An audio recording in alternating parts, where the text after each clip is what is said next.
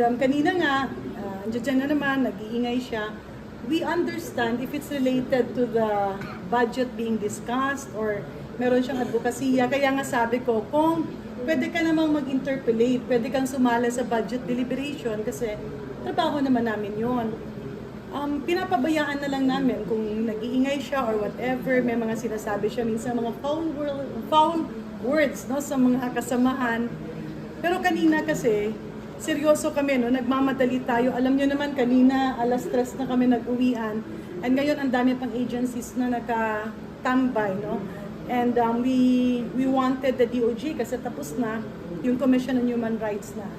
But then he was poking his phone on my face. So sabi ko, huwag kang ganyan. Kasi I don't think it's also nice, like kung maski sino man, na ipopoke yung telepono sa mukha mo.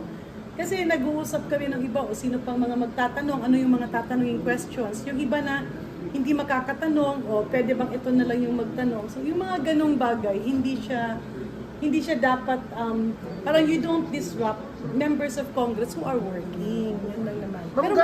Pero apologize naman siya, apologize after. Sabi niya, sige na, sorry na. Tapos miyaw siya ng miyaw. I told him like, Kiko, pag okay lang kasi I can tolerate, pero pag nagtatrabaho ako, kulang na rin kasi sa oras. Give me the time and the flexibility to work.